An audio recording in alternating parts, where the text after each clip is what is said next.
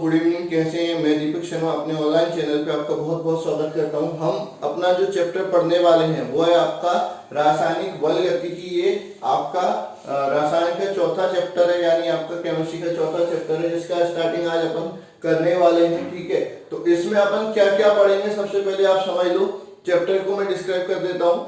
आपका जो chemical kinetics यानी रासायनिक बल गति होता है, उसमें अपन अभिक्रिया दर, उसकी क्रिया विधि और उसको प्रभावित करने वाले कारक पढ़ेंगे। ठीक है, अब कितने प्रकार की अभिक्रियाएं होती हैं वो भी अपन इसमें देखेंगे, और अभिक्रिया दर या अभिक्रिया का साधारण का दर पर कैसे प्रभाव पड़ता है, अर्धायुकाल क्या होता है, वो सारी चीजें अपन इसमें पढ़ने वाले हैं। ठीक है, तो सबसे पहले जो हेडिंग है वो आपका चैप्टर का ही नाम हो जाएगा रासायनिक बल गतिकी।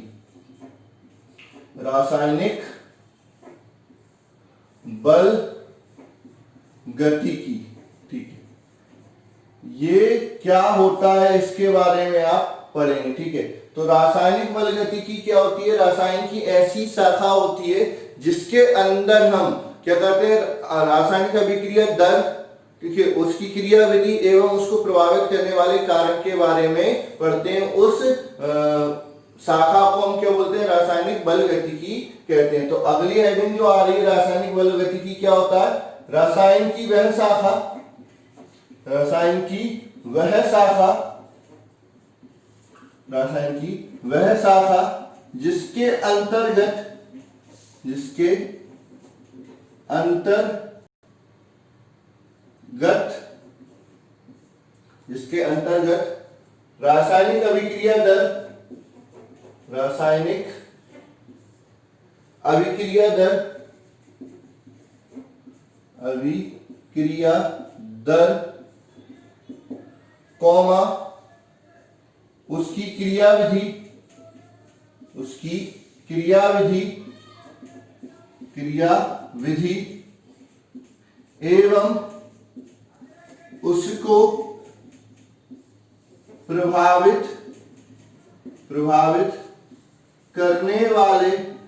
करने वाले कारकों का अध्ययन करते हैं, अध्ययन करते हैं, उसे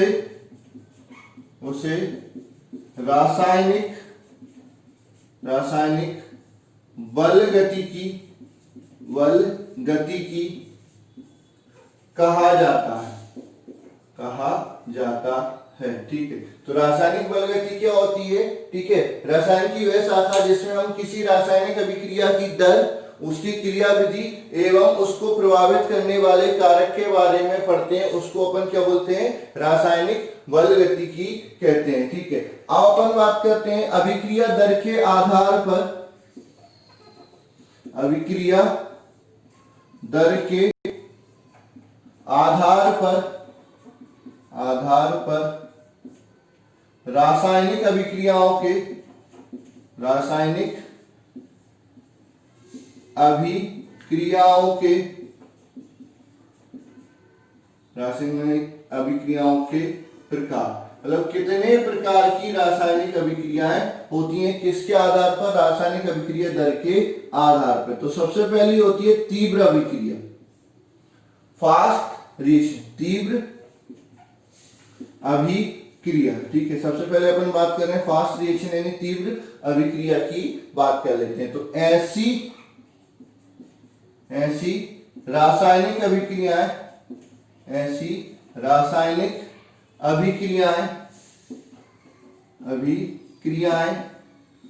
जो कुछ ही क्षण में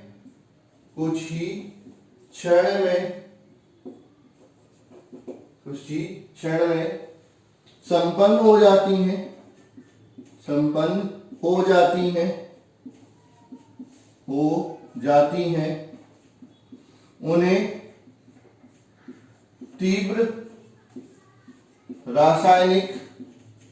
उन्हें तीव्र रासायनिक अभिक्रिया कहा जाता है। ठीक है, तो ऐसी रासायनिक अभिक्रिया जो कुछ ही क्षण में क्या हो जाएंगी, संपन्न हो जाएंगी, उनको अपन क्या बोलते हैं, तीव्र रासायनिक अभिक्रिया। इनमें कौन आती है, जनरली उदासीनीकरण अभिक्रिया आती है या फिर आपका क्रिस्टलीकरण अभिक्रियाएं इनमें शामिल होती हैं। तो अगर आपसे कोई पूछता है कि भाई आपका तीव्र अभिक्रियाओं के उदाहरण दो, तो उदाहरण में आप लिख लेंगे, पहला आएगा उदासीनीकरण अभिक्रिया, उदासीनीकरण अभिक्रिया, ठीक है। तो किसी भी अम्ल का HCl का किसके साथ, किसी भी क्षार के साथ अभिक्रिया जो होती है वो क्या हो जाती है, उदासीनीकरण अभिक्रिया हो जाती है, और ये तीव्र अभिक्रिया का उदाहरण होती है, ठीक है। आपने टीवी में ऐड देखा होगा इनो का, काम शुरू सिर्फ 6 सेकंड में। वो क्यों पीते हैं, इनो क्यों पीते हैं, जब हमारे पेट में एसिडिटी होती है, मतलब HCl ज्यादा मात्रा में उत्पन्न हो जाती है, तो उसको कम करने के लिए हम क्षार का सेवन करते हैं, यानी किसी क्षारीय पदार्थ का सेवन करते हैं। तो जब क्षार अपने अंदर जाता है तो वो क्या करता है, अम्ल को उदासीनीकृत कर देता है, और वो क्या होती है, कैसी अभिक्रिया होती है, तीव्र अभिक्रिया होती है। तो वो प्रति अम्ल कहलाता है, ठीक है। हमारे पेट में अम्ल बन रहा है तो हम जो ले रहे हैं उसको क्या बोलते हैं, प्रति अम्ल। प्रति अम्ल में या तो बेकिंग सोडा होता है NaHCO3, या फिर मिल्क ऑफ मैग्नीशिया यानी मैग्नीशियम हाइड्रोक्साइड अपन लेते हैं, ठीक है। उसके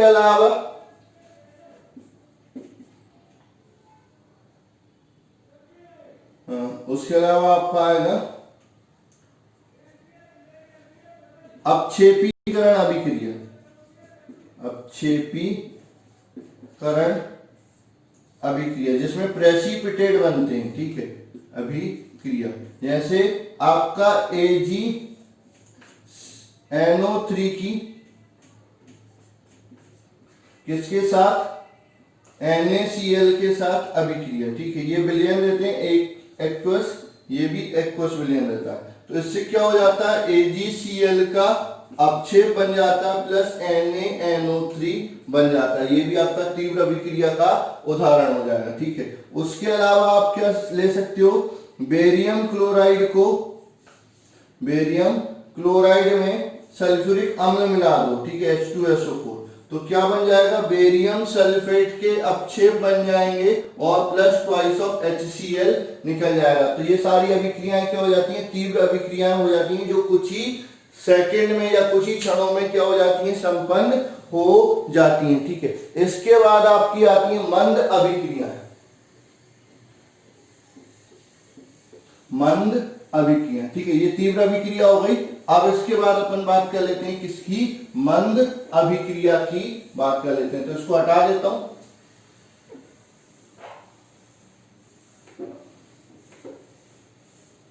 ठीक। अगली हेडिंग लिखेंगे मंद अभिक्रिया, ठीक है। तो ऐसी रासायनिक अभिक्रिया, ऐसी रासायनिक अभिक्रियाएं, ऐसी रासायनिक अभिक्रियाएं जिन्हें संपन्न होने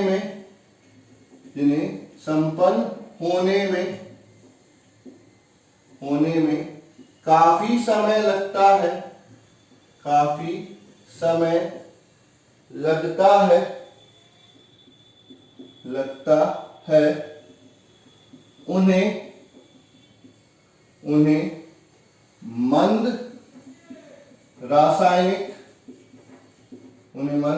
रासायनिक अभिक्रिया कहा जाता है। मतलब ऐसी रासायनिक अभिक्रिया जिनको संपन्न होने में महीने से साल तक लग जाते हैं, उनको अपन क्या बोलते हैं, मंद रासायनिक अभिक्रिया बोलते हैं। फॉर एग्जाम्पल, उदाहरण के लिए फर्स्ट आएगा लोहे पर जंग लगना, ठीक है। तो आपका क्या हो जाएगा, आपका 4 times of Fe plus thrice of O2 plus XH2O, ये क्या बनाएगा, twice of Fe2O3 dot XH2O, ये आपकी जंग कहलाएगी। ये आपका लोहा है, ऑक्सीजन की उपस्थिति में उस पर जंग लगना। कभी भी आप देखोगे ऐसा नहीं कि आज एकदम लोहा साफ था जंग लग जाएगी, ऐसा नहीं होता है। जंग लगने में काफी दिन लगते हैं, काफी महीने और कई बार तो काफी साल भी लग जाते हैं। तो ऐसी रासायनिक अभिक्रिया जिनको संपन्न होने में काफी समय लगता है, यानी महीने से साल तक लग जाते हैं, उन रासायनिक अभिक्रियाओं को क्या बोलते हैं? मंद अभिक्रिया बोलते हैं। ठीक है, उसके अलावा सीमेंट का जमना, सीमेंट का जमना, सेट होना, ठीक है, तो वो भी आपका क्या होता है? सेटिंग ऑफ सीमेंट भी क्या है? आपकी मंद अभिक्रिया का उदाहरण होता है। तो ये हो गई आपकी मंद अभिक्रिया। अब आपकी आती है मध्यम अभिक्रिया। क्या आती है? मध्यम अभिक्रिया।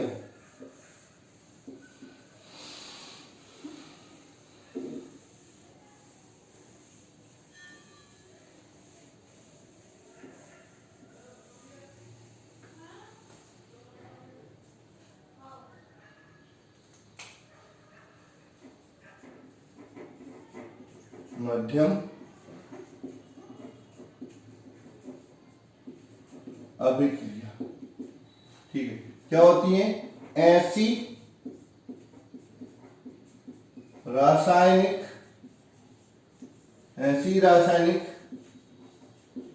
अभिक्रिया, ऐसी रासायनिक अभिक्रिया जिन्हें संपन्न होने में कुछ दिन लगते हैं, अर्थात जो ना तो अत्यंत तीव्र गति से होती हैं और ना ही अत्यंत मंद गति से होती हैं।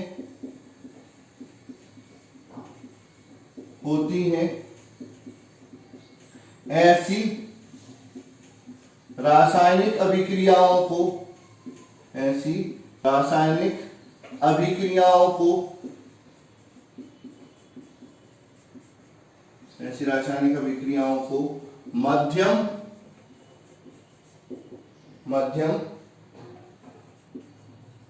अभिक्रिया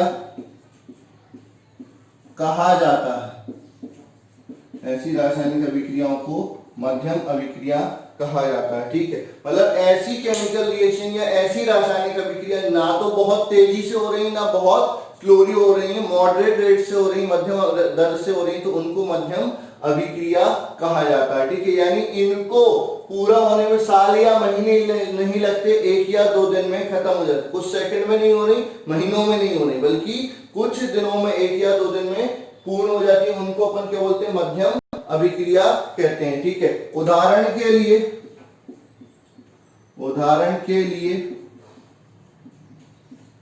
फर्स्ट सुक्रोज का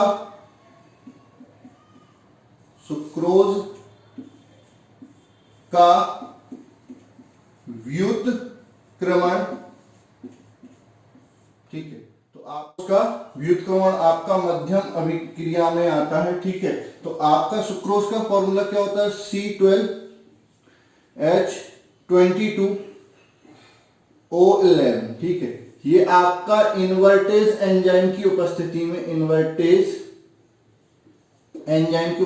में, ये क्या हो जाता है? व्युत्क्रमित हो जाता है। और किस में परिवर्तित हो जाता है? आपका ग्लूकोज और फ्रक्टोज में परिवर्तित हो जाता है। C6H12O6 ये हो जाता है आपका क्या? ग्लूकोज, और प्लस C6H12O6 ये आपका हो जाता है फ्रक्टोज। अब कुछ बच्चे बोलेंगे सर ये दोनों देखने में तो एक जैसे लग रहे हैं, दोनों का फॉर्मूला सेम है, तो एक को ग्लूकोज और एक को फ्रक्टोज क्यों बोल रहे हैं? क्योंकि इसमें जो ग्रुप है अंदर, फंक्शनल ग्रुप, एक में कीटोन ग्रुप में और एक में एल्डिहाइड ग्रुप है, इसलिए दोनों अलग अलग हो जाते हैं। ठीक है, उसके अलावा दूसरा उदाहरण आपका हो जाता है किसका, मध्यम अभिक्रिया का।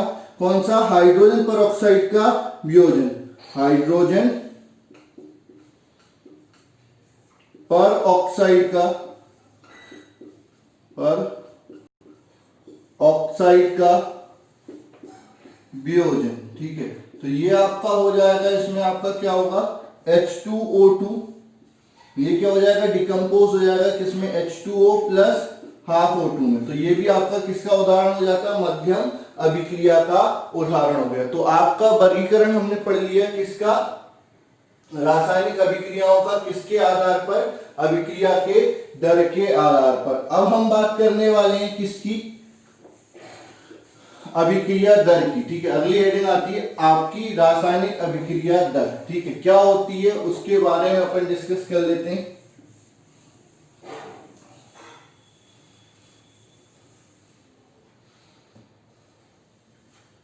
रासायनिक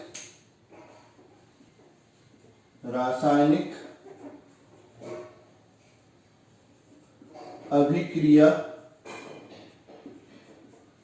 दर।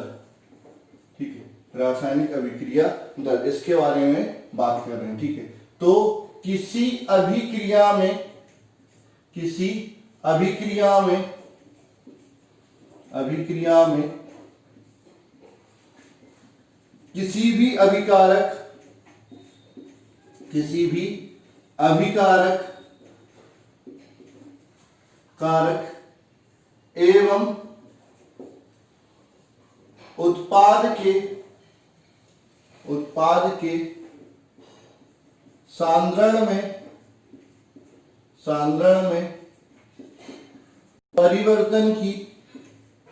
परिवर्तन की दर को, किसी अभिक्रिया में किसी भी अभिकारक एवं उत्पाद के सांद्रण में परिवर्तन की दर को उस रासायनिक अभिक्रिया की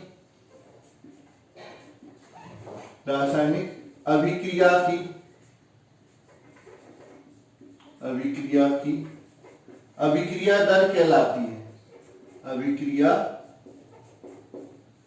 दर कहलाती है। ठीक है, अब अगर कोई भी आपका अभिकारक या उत्पाद किसमें हो, गैसीय अवस्था में हो। ठीक है, तो गैसीय अवस्था में दर की परिभाषा है, गैसीय अवस्था में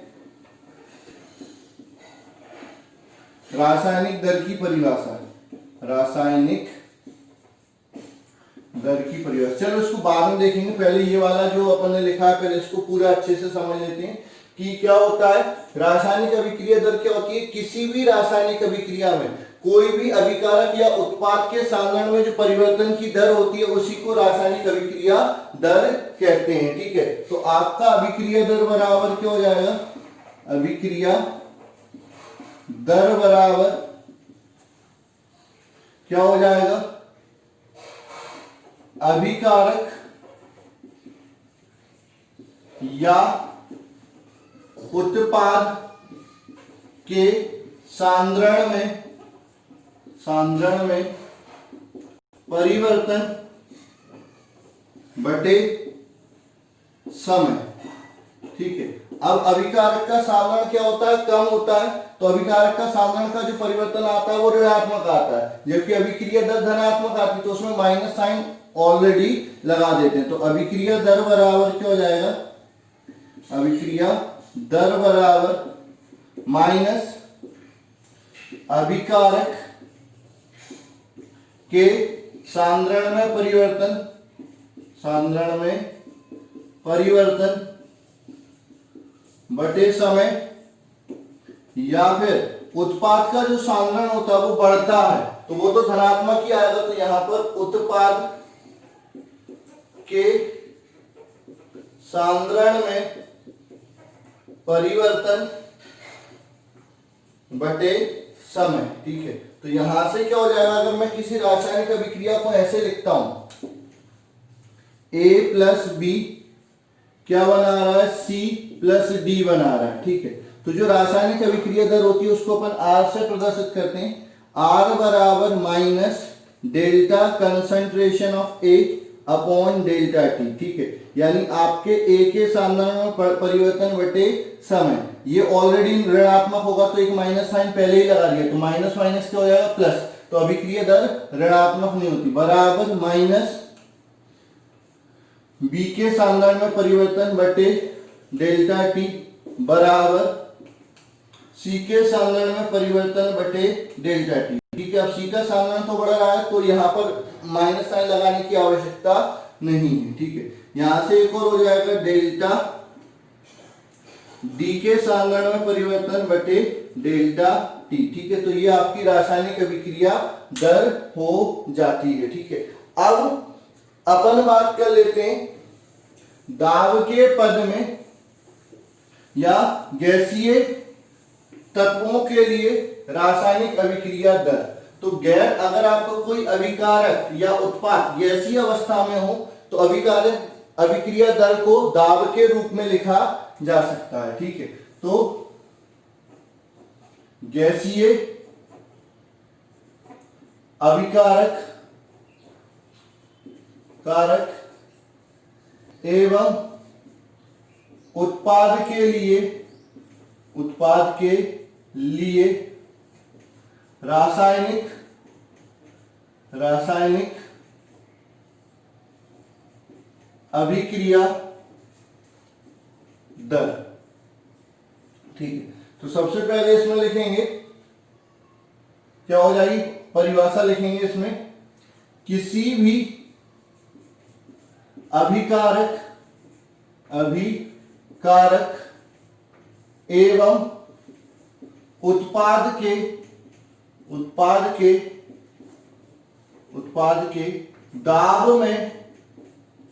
दाब में परिवर्तन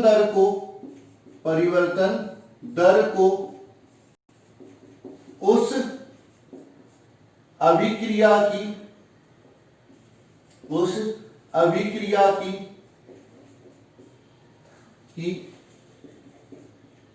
अभिक्रिया दर कहा जाता है, अभिक्रिया दर कहा जाता है, ठीक है।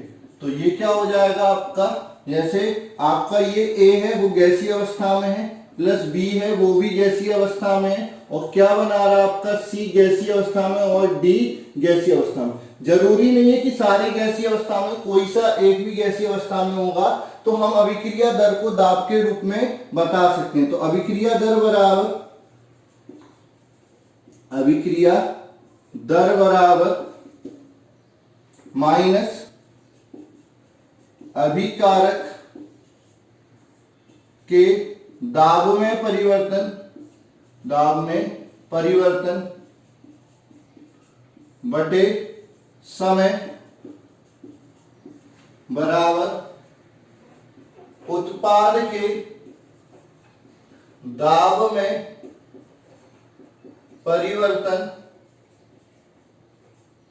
बटे समय, ठीक है। तो R बराबर ये हो जाएगा minus delta PA upon delta T बराबर minus delta PB upon delta T बराबर delta PC upon delta T बराबर delta PD upon delta T, ठीक है।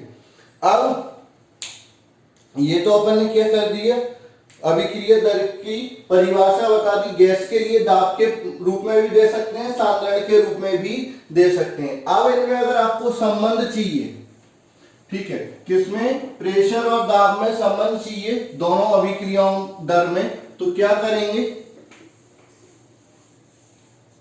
अब अपन जानते, स्टार करके बता रहा हूं, ये अलग से बता रहा हूं, ये आपको जनरली बताते नहीं है, फिर भी याद रख लेना कि दाब और उसमें अगर चाहिए तो क्या होता, आप जानते हैं आदर्श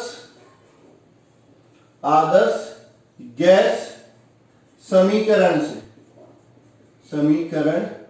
से क्या होता है आपका, PV is equal to NRT तो P बराबर N upon V R T. ठीक है, यह आपका साधारण हो जाएगा। तो पी ए बराबर सी ए आर टी। अगर ए का दाब निकालना तो सी ए आर टी, ये ए सी का साधारण होगा। और डेल्टा पी ए निकालना है तो ये हो जाएगा डेल्टा कंसंट्रेशन ए अप इंटू आर टी। ठीक है, अब आर अगर प्रेशर के टर्म में चाहिए तो क्या हो जाएगा, माइनस डी या डेल्टा पी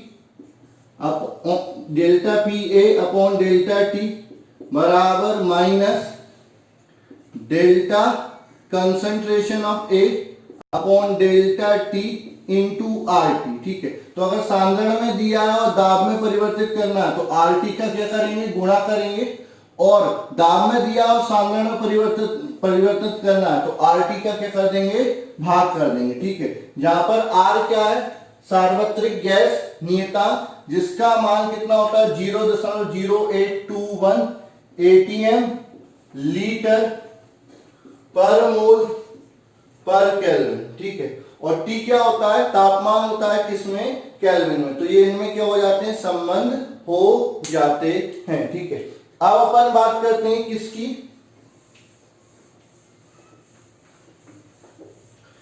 रासायनिक अभिक्रिया दर के प्रकार की। अगली हेडिंग आप लिखेंगे रासायनिक अभिक्रिया दर के प्रकार। ठीक है, अगली हेडिंग लिखेंगे रासायनिक अभिक्रिया दर के प्रकार।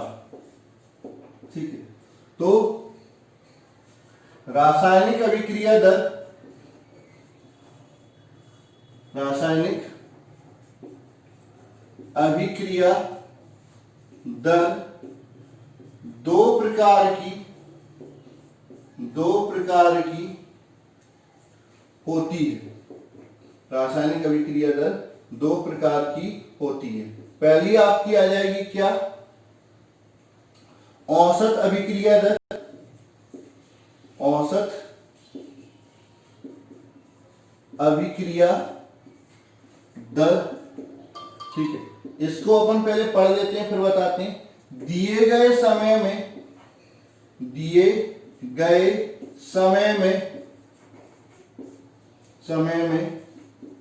अभिकारक कारक एवं उत्पाद के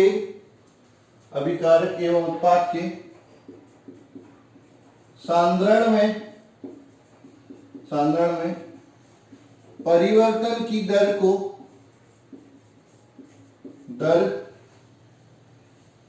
को औसत अभिक्रिया दर कहते हैं। औसत अभिक्रिया दर कहते हैं। ठीक है, मतलब एक लंबा समय दिया है, उस पूरे समय में सांद्रण में कितना परिवर्तन हुआ है उसमें कुल समय से भाग कर दो तो वो क्या हो जाएगी, आपकी औसत अभिक्रिया दर हो जाएगी। या फिर ऐसे बोल सकते हैं, किसी अभिकारक या उत्पाद में सांद्रण में परिवर्तन का कुल समय के साथ अनुपात क्या कहलाता है, औसत अभिक्रिया दर कहलाती है। ठीक है, इसे आर एवरेज से प्रदर्शित करते हैं। ठीक है, तो इसका फॉर्मूला क्या हो जाएगा, औसत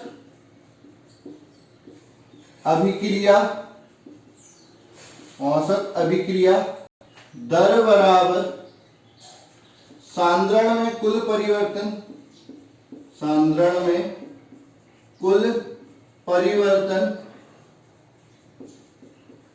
बटे कुल समय।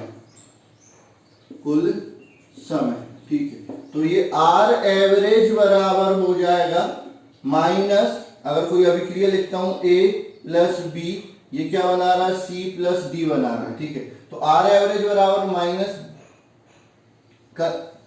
ए के सांद्रण में परिवर्तन की दर बराबर माइनस बी के सांद्रण में परिवर्तन बटे कुल समय बराबर सी के सांद्रण में परिवर्तन बटे कुल समय और डी के सांद्रण में परिवर्तन बटे कुल समय, ये आपकी औसत अभिक्रिया दर हो जाएगी। ठीक है, दाब के रूप में या गैसीय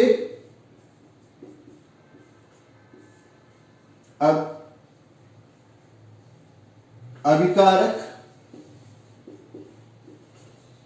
या उत्पाद के लिए, गैसीय अभिकारक या उत्पाद के लिए, तो आर एवरेज बराबर डेल्टा पी ए माइनस का अपॉन डेल्टा टी बराबर minus delta P B upon delta T बराबर delta P C upon delta T बराबर delta P D upon delta T. ठीक है, ये हो जाएगी आपकी औसत रासायनिक अभिक्रिया दर। ठीक है, उसके बाद आपकी आती है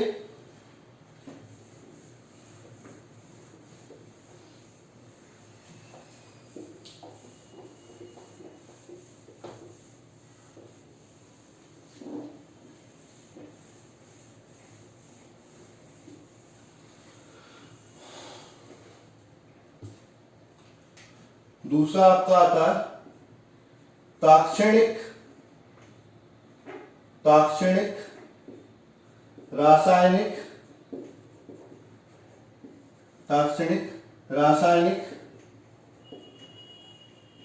अभिक्रिया दर। ताक्षणिक रासायनिक अभिक्रिया दर ये क्या होता है? किसी अभिक्रिया में किसी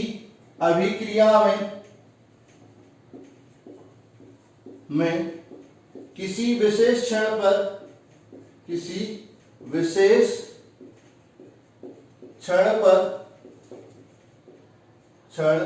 पर रासायनिक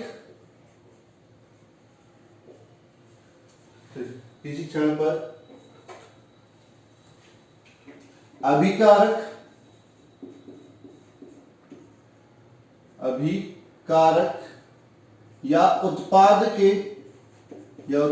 के सांद्रण में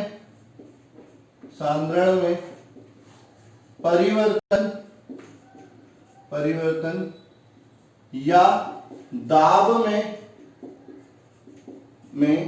परिवर्तन की दर को ताक्षणिक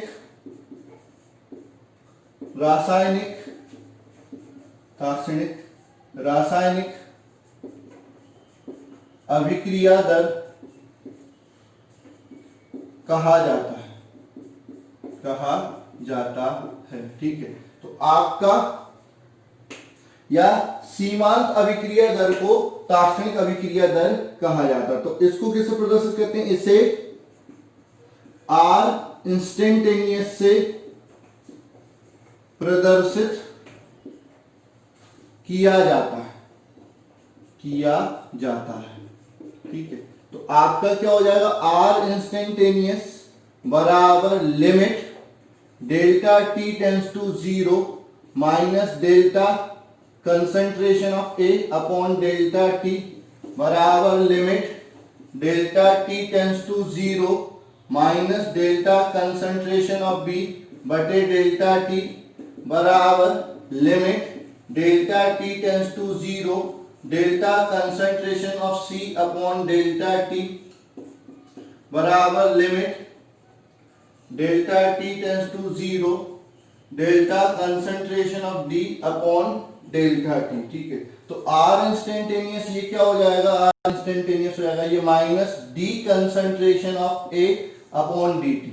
तो जब डेल्टा टेंस टू 0 हो जाता है तो डेल्टा की जगह क्या लिख देते हैं? डी लिख देते हैं। डी क्या बताता है? Small change in concentration upon small change in time. यही आपका क्या हो जाएगा? Minus D concentration of B upon D T. यही हो जाएगा आपका D concentration of C upon D T, और यही हो जाएगा आपका D concentration of D upon D T. ठीक है, गैसीय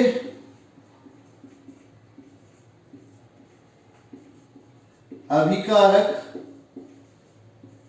एवं उत्पाद के लिए।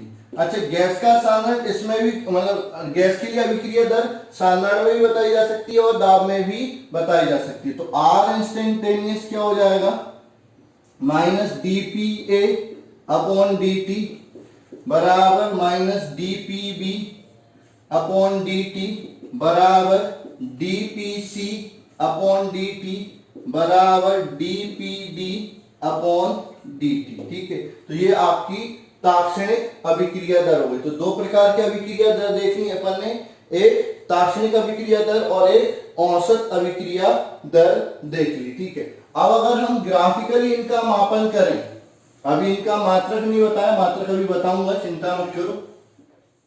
इनका अगर मापन देखें तो दो प्रकार के आपके ग्राफ बनाए जाते हैं, एक अभिकारक का साधारण और एक उत्पाद का साधारण। ठीक है, तो दोनों ग्राफ देख लो। ठीक है,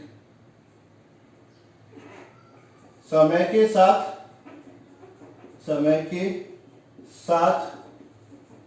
सांद्रण में परिवर्तन एवं अभिक्रिया दर का माप। ठीक है, तो यहां पर क्या आएगा, पहला सांद्रण आएगा, ये जो ग्राफ आएगा पहला वो आएगा अभिकारक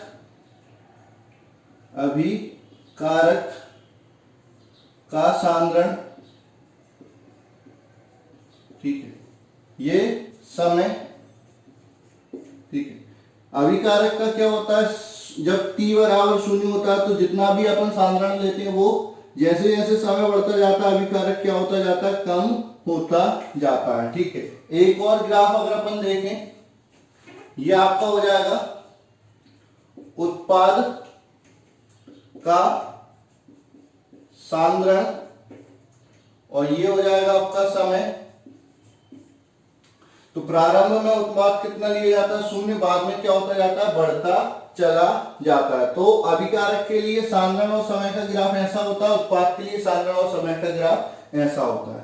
अब औसत अभिक्रिया दर चाहिए, तो आर एवरेज, यहां पर अपन क्या करेंगे, दो मान लेंगे, एक हो जाएगा T2 और एक हो जाएगा T1। ठीक है, यहां पर ये सांद्रण हो गया X2, ये हो जाएगा आपका X1। ठीक है, X2 कम होगा तो आपका क्या होता है, औसत अभिक्रिया दर minus delta concentration of A upon delta T। तो ये हो जाएगा minus X2 minus X1 upon T2 minus T1। ठीक है, तो इस जीवा का ऋणात्मक प्रवणता। ठीक है, और अगर किसी क्षण विशेष पर निकाल रहे हैं तो उसके लिए अपन यहां पर क्या खींचेंगे, स्पर्श रेखा खींचेंगे। तो आर इंस्टेंटेनियस बराबर minus D concentration of A upon D T बराबर माइनस स्लोप यानी प्रवणता, ऋणात्मक प्रवणता किसकी, स्पर्श जया की प्रवणता। ठीक है, तो ये हो जाएगा आपका आर इंस्टेंटेनियस। तो दोनों निकाल ली। यहां पर अगर अपन बात करते हैं कि दो समय ले लिए, एक T1, ये X1, ये T2, ये X2, तो औसत अभिक्रिया दर क्या हो जाएगा, R average delta concentration of C upon delta T। तो ये हो जाएगा X2 माइनस X1 बटे T2 माइनस T1 और आर इंस्टेंटेनियस क्या हो जाएगा, D concentration of C upon dt।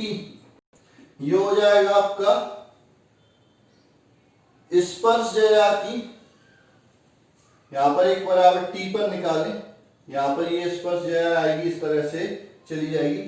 तो स्पर्श जया की प्रवणता, स्पर्श जया की प्रवणता। तो ये हम क्या कर सकते हैं, आपके ग्राफ की सहायता से भी हम क्या निकाल सकते हैं, अभिक्रिया दर निकाल सकते हैं। इन पर न्यूमेरिकल आते हैं, अभी और बताऊंगा न्यूमेरिकल कैसे आते हैं, अभी तो थोड़ा बेसिक बता रहे हैं।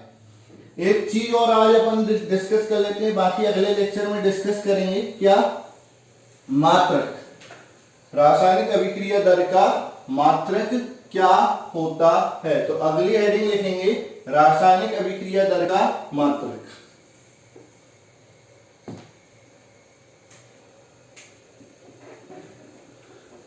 रासायनिक अभिक्रिया दर का मात्रक। ठीक है, तो एक फॉर्मूला तो आपने पढ़ा है, क्या? Delta concentration upon delta T. Concentration का मात्रक क्या होता है? मोल प्रति लीटर। और समय का मात्रक क्या हो जाता है? Second inverse. तो इसका मात्रक क्या हो गया? दर का मात्रक मोल प्रति लीटर प्रति सेकंड या मोल प्रति लीटर प्रति मिनट। ठीक है, दाब के रूप में, दाब के रूप में। ये किसके रूप में? सांद्रण के रूप में, सांद्रण के रूप में। और दाब के रूप में क्या हो जाएगा? डेल्टा पीसी बटे डेल्टा टी। तो यहां पर दाब का मात्रक अपन लेते हैं एटीएम, बार या पास्कल या एमएम ऑफ एचजी। तो एटीएम पर सेकंड ले लिया। ठीक है, अब अगर ये दिया और इसमें परिवर्तित करना है तो आरटी का क्या कर देंगे? गुणा कर देंगे। और ये दिया और इसमें परिवर्तित करना है तो आरटी का क्या कर देंगे? भाग कर देंगे। तो कई बार प्रश्न ऐसा आता है कि दाब में परिवर्तन दे दिया जाता है, दर निकालो, तो दाब के रूप में दर निकालेंगे। फिर पूछेंगे इस दर को मोल प्रति लीटर प्रति सेकंड में परिवर्तित करो। तो अगर आपका एटीएम में दिया है दाब तो आरटी का क्या कर देंगे? भाग कर देंगे। क्या कर देंगे? आरटी का भाग कर देंगे। आर क्या होता है? सार्वत्रिक गैस नियतांक। और टी क्या होता है? आपका तापमान, जो निरपेक्ष तापमान आपको दिया हो केल्विन में, वो हो जाता है। तो ये हो गई आपकी रासायनिक अभिक्रिया दर और उसका मात्रक और सारी चीजें। ठीक है, अब इसके लिए व्यंजक, इसको प्रभावित करने वाले कारक अपन अगले लेक्चर में डिस्कस करेंगे। तो आज के लिए बस इतना ही, मिलते हैं अगले लेक्चर में। धन्यवाद।